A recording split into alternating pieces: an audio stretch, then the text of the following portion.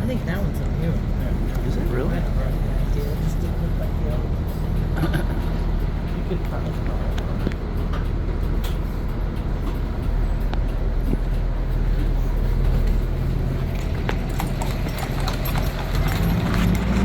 I told you Tombstone was a rough, tough town. By the end of 1882, they had 110 bars in Tombstone.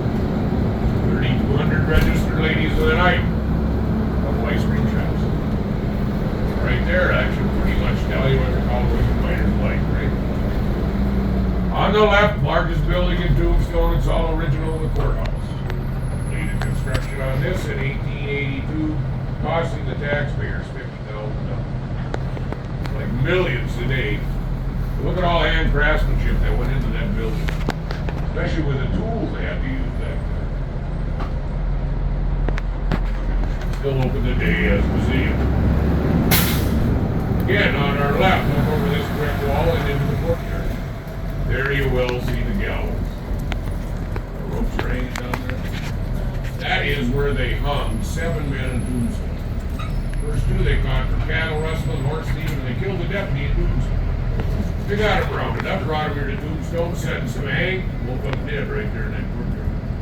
Now the other 5, they were from a town 25 miles south of here called Bisbee. Christmas time they went in and robbed the mercantile store, killed 5 men in a pregnant lady. Brought him to Tombstone, sentenced to hang, all 5 did, are right there in that courtyard. During that time period, one could compare a hanging to like maybe a sport event today. It brought a lot of folks in to watch it. Enough of them, they'd be out there selling their beers, sarsaparilla, peanuts, popcorn, and if you watch somebody get money. On our left, here you're looking at a custom home that was built in 1880 for Dr. George Goodfellow and his wife. They had that custom made way back then. Wow. Expensive. It was expensive to have a custom home back then, but I guess he figured he could afford it. He had earned himself a reputation for being one of the finest doctors and surgeons, not only in Tombstone, the whole area around here. The man specialized in gunshot knife wounds. He was definitely in the right area for his practice. On the left for 3 blocks, on the right for 2 blocks. 5-block area was called Hop Town. 450 Chinese lived in this 5-block area. On any railroad town or mining town during the 1800s, Chinese were a big part of the labor force. This 5-block area then was run by the lady they called China Mary. Hire some Chinese labor, that's who you went to talk to. Tell her what kind of job you had to do. She would fill those positions for you and you could pay her for their labor. Turn around, charge the Chinese back, finding them employment. 1/3 of their salary for the next 2 years. China Mary run this 5-block area right here on the right from her home. This is where she lived. She lived right here on this level, and then also in there she had a Chinese massage parlor and an opium den. On the back of her house, there's still some original little rooms back there. That's where she had the Chinese ladies of the night. Needless to say, China Mary did become a very wealthy. On the right, it's famous worldwide, because right here you are looking at the west side of the OK Corral. During the day, this is where they had their blacksmith shop. Where you bought your horse and got them shoot, got your animals fed. Whatever the animals need with the OK Corral was all about. Underneath this awning where they do the reenactment of the gunfight today is where the old stable barn used to be. And then in back of the OK Corral at that time was an open lot for Greenmont Street. Each side of that open lot was at a building like this blue one on our right that was called Fly Photography. So Mr. Fly did take pictures like this black and white one hanging on the wall as a hobby. Worked in the mines to make a living. His wife came up with the idea she had to have some extra money. She went ahead and took this building, had here at a corner of 3rd and Fremont, and had this made into an apartment. Ended up renting this out to Doc Holliday. This was Doc Holliday's apartment while he was in Tombstone. His girlfriend was Big Mouse King. But he thought they called her because her nose was big. Not really. She had her nose and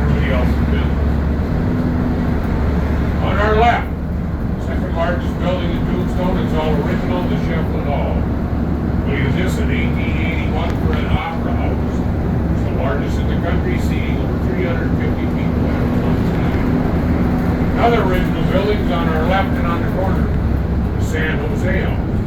They completed this in 1879 as the first rooms for rentals.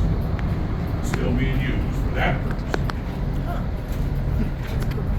On the right, Tombstone Epitaph newspaper. This was started by a fellow named John Clum in the year 1880. John got the Tombstone at the time, had the second newspaper. But then he got voted in as mayor of Tombstone. Here we are coming up the corner of 5th and Allen on our left. Out of all 110 bars in Tombstone was a high-end one alone called the Oriental. We had the finest furnishings, any bar in town, high-stake card games. This was also where Wyatt Earp dealt cards for percentage of the gaming tables. Virgil Earp was a marshal in Tombstone. It was midnight. He was right here in front of the Crystal Palace, going to start doing his round. Went from across the street with Clanton McClary, shot him down with a shotgun. Didn't kill him. This is where he lost the use of his left arm. Again, on the right, halfway down the boardwalk, you see a sign with the red buffalo in the lower right-hand corner. Today, that business is called the Red Buffalo. Back then, that was the Campbell and Hatch saloon. Morgan Earp was playing a game of pool. The back door shot him, killed him. That's where he ended up dying. Right here on 5th Street on our right. This would have been where your first marshal's office was jailed. Sat right here in 1880. Fred White was the first marshal. He didn't last long. The marshal, he was shot, killed by a red sash cowboy high on opium by the name of Early Bill Broadshaw. On the right side of the trolley, this is the original fire station they had during the major fire of 81 and 80. All volunteer help for that fire department here. Still a lot of volunteer help goes on in there today too, because that is Tombstone Civic Center.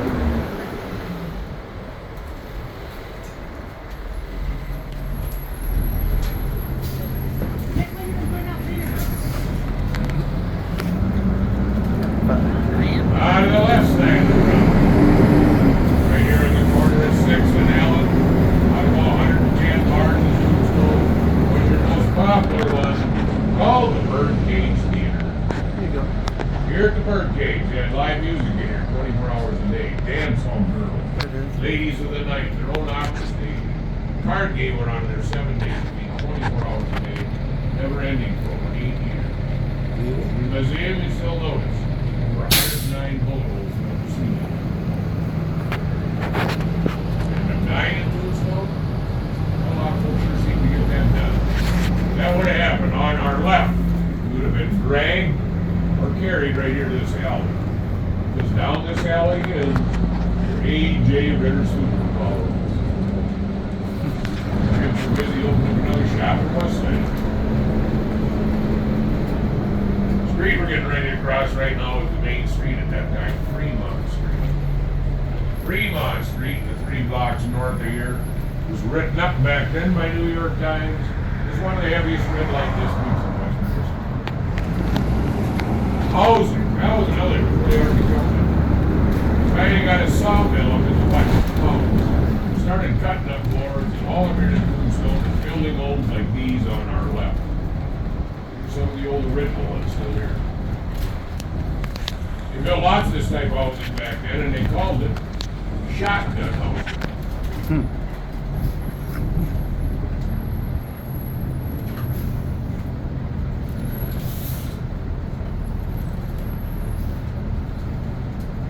Remembering this was a heavy red light district. But still, on our right, second building in here with a metal roof. They went ahead and built this church anyway in 1880. It's a Catholic church. Still using that same reason today. On the right in the distance, you see this mountain range. Those are called the Dragoon Mountains. That is where Cochise, he was the Apache war chief, had all his women, children, and braves lived in that mountain range. They called it home. The soldiers called it Cochise Stronghold. They physically tried to kill or capture Cochise for years unsuccessfully. Finally, this force today's people were lived there, he did die. Yeah. Realize though, after all the battles he'd been through, he still lived to be in his 80s. This whole area, all through here now, this is where they first started selling residential lots in Tombstone in 1878. $7 a piece. The church on our left is all original. It was the first non-Catholic church in all the Arizona area. Reverend Peabody got here 1882, had the Episcopal Church built, continued doing services here ever since. Check out the next 2 blocks here, these big homes. This was all private residency back then. This is where you lived in Tombstone, you could afford a big home like that. This was the high-end part of town. The big home on our left became known and popular through the years as the haunted Buford House. According to those people, Tombstone is one of the most haunted places in the country because so many violent deaths took place here. The Buford House got the most recognition because this has been on the History Channel, Ghost Channel, several times throughout the year.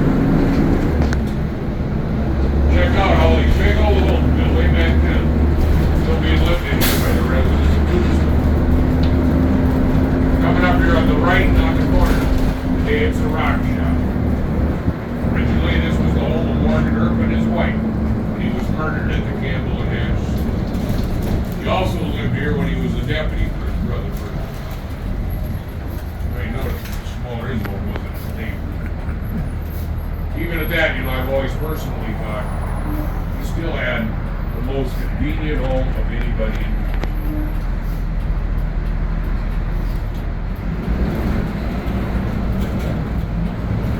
you see here, right in his backyard, he had the Circle K and the Family Dollar.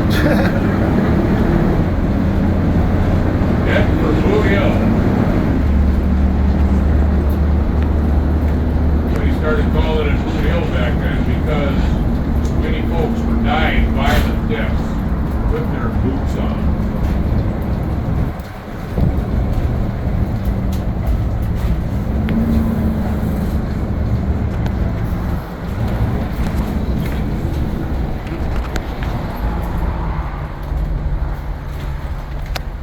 Cool. Right on the right side of the trolley, look through the fence here, you see the tallest white hen squirrel. That belongs to Frank McClary. Right, that would be his brother, Tom McClary. Right, that Bill Clant.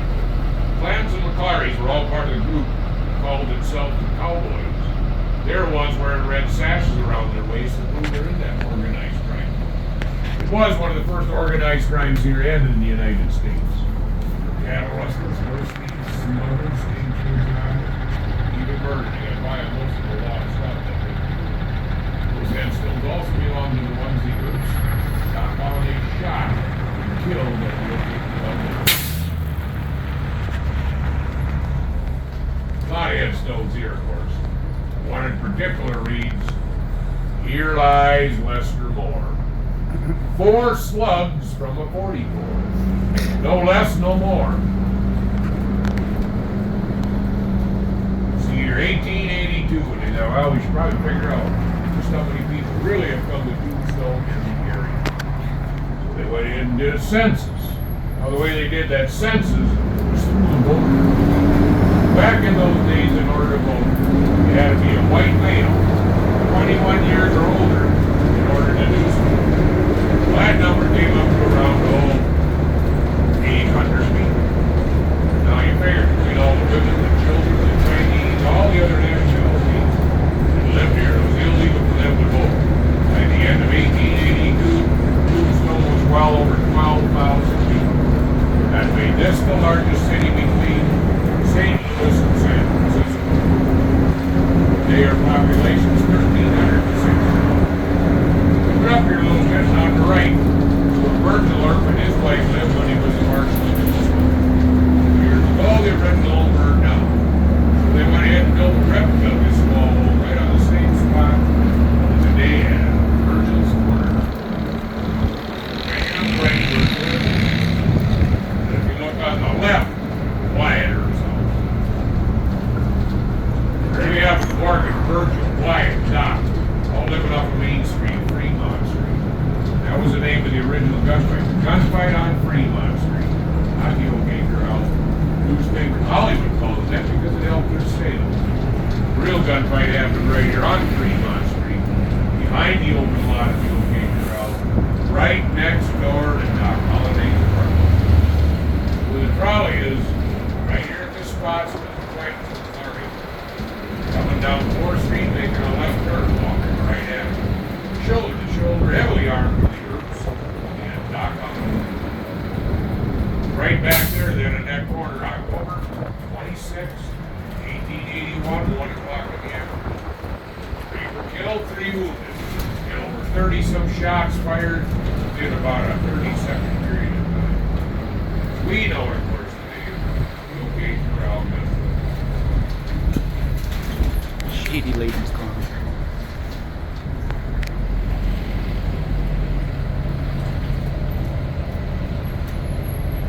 One more thing on your right, you'll notice all these doors. A little bit. They're all lawyers' offices. There's over 40-some lawyers at Tombstone during the movie time, earning themselves a reputation for being very dishonest. So the local folks called this part of town Rotten Road. Well, next thing, they will be able to do it. Wages are for tips. They're going to spend you like 20 tip in. It's always really certainly appreciated. So hope you have a great time. Your remaining time in Tombstone and a very safe trip back wherever you've come from, and a very happy holiday season.